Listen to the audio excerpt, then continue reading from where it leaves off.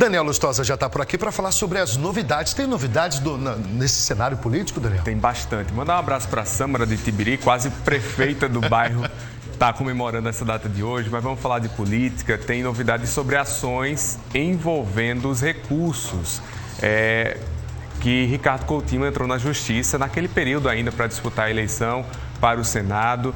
Tem um recurso que ele entrou no Supremo Tribunal Federal sobre inelegibilidade. Ricardo Coutinho foi condenado por abuso de poder político na campanha de 2014, que deixou ele inelegível. Havia um questionamento, Flávio, de que essa inelegibilidade já não valeria mais para a eleição desse ano, que ele concorreu para o Senado e por isso ele recorreu no Supremo. O fato novo é que hoje a primeira turma do Supremo Tribunal Federal iniciou o julgamento. A ministra Carmen Lúcia, relatora do caso, já se posicionou contra o recurso. Vale lembrar que o recurso já não tem nenhum efeito, porque mesmo que seja concedido, ele perdeu a eleição, então não teria como assumir o cargo de senador da República. Ele ficou na eleição em terceiro lugar.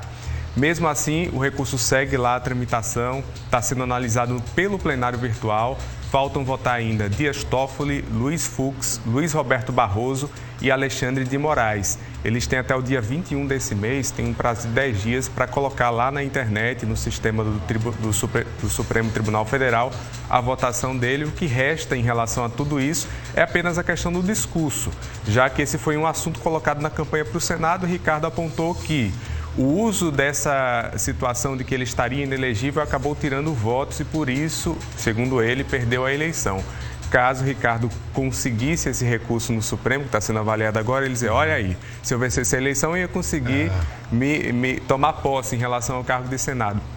Caso seja negado, aí já cai por terra todo aquele discurso dele de que era elegível, que de fato não era. O que ele estava tentando era um recurso para reverter a situação. A gente está acompanhando esse julgamento aí, definição nos próximos dias. Tem os bastidores da política que estão acontecendo milhares de coisas, não é? A gente tem algumas novidades e eu quero saber de você o seguinte. O pessoal que está falando aí sobre agora o novo governo e tal, ainda falando sobre o Ricardo Coutinho, eu quero te fazer essa pergunta. Sim. Havia uma suspeita, a possibilidade de que ele pudesse integrar o governo Lula?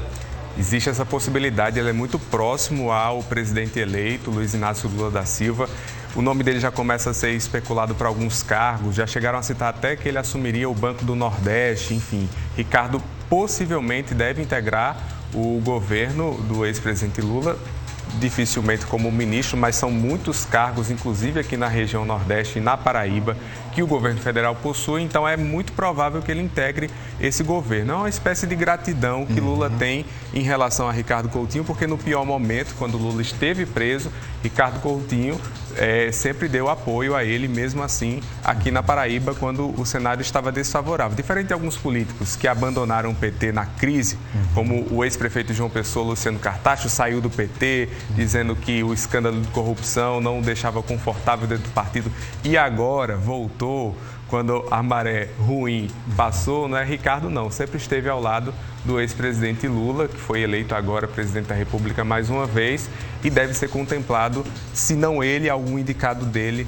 no governo federal. Agora, ainda em relação a esses bastidores que você me falou, a gente falou ontem aqui de Poliana Dutra, por exemplo, que também concorreu ao Senado e é cotada para ter um cargo nesse governo a partir do ano que vem.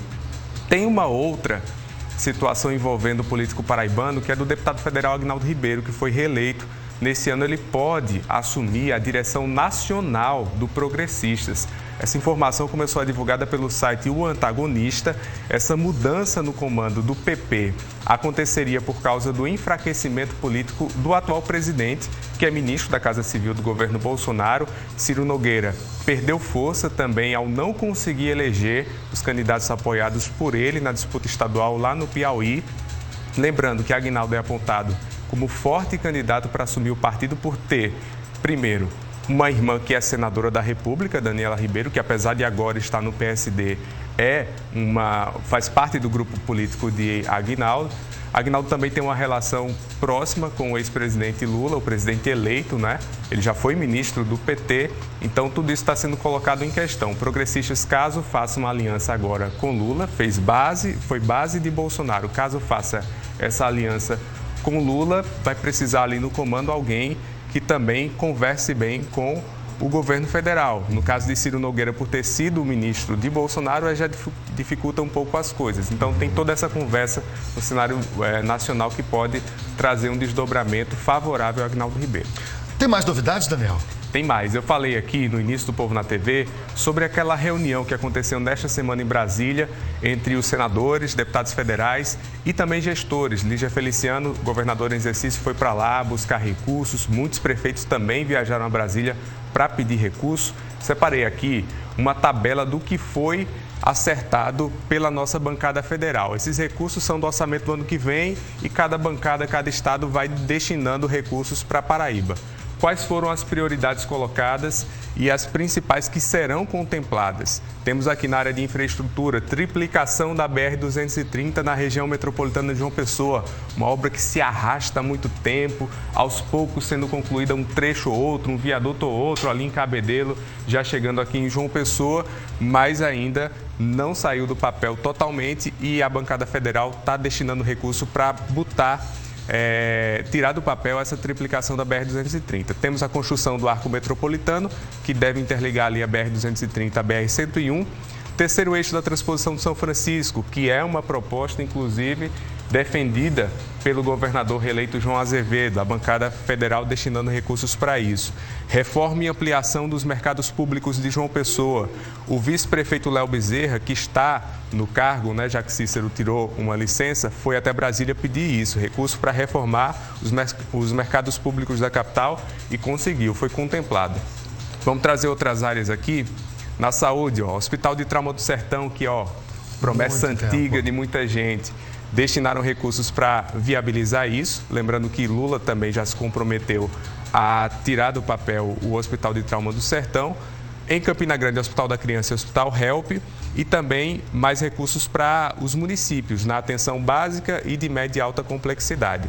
Tem uma terceira e última tela que eu separei aqui com os principais contemplados dessa bancada. Na educação, recursos para o FCG, o EPB, IFPB e o FPB, isso para a área de infraestrutura dos centros universitários dessas instituições. Ao todo, todos esses recursos somam praticamente 300 milhões de reais. O que é que ainda não está definido, Flávio? Quanto cada ponto desse que eu elenquei aqui vai receber? Isso está sendo discutido ainda. Essas serão as áreas contempladas, mas quanto vai para cada área, eles ainda estão acertando, tem até segunda-feira para finalizar esse relatório, mas o que a gente viu aí tem muita coisa importante. Agora, em relação a valores, eu achei pouco também, 300 milhões, dá para fazer isso tudo? Então, é porque não é obra completa, né? Ou o governo federal, ou o governo federal complementa, ou o governo do estado também. O que os deputados e senadores enviam um recurso para ajudar na viabilização desse projeto. Por exemplo, o terceiro eixo da transposição, o senador José Maranhão destinou recursos, não saiu do papel, porque não era suficiente para concluir uma obra muito grande. É verdade, né? Então é preciso um empenho de todos, não só desses recursos aqui, mas somar com o Estado, somar com o governo federal para viabilizar, mas tem muita coisa importante aí que pode sair. O importante é deixar claro que agora com o próximo governo, o Nordeste vai ser muito contemplado e a gente está de olho para que esses recursos venham aqui para Paraíba e a gente possa trazer essa notícia através do Daniel Lustosa aqui no Povo na TV. Seja sempre bem-vindo, viu? Bom fim de semana para você. Bom fim de semana, meu irmão querido. Também. Quer acompanhar o Daniel? Pode ser lá no Portal T5, pode ser na Rádio Jovem Pan e também aqui no Povo na TV com muita informação sobre política. A gente vai para um rápido intervalo. Não sai daí não, que ainda tem Povo na TV. A gente vai trazer muito mais para você. Cuida, que aqui é assim.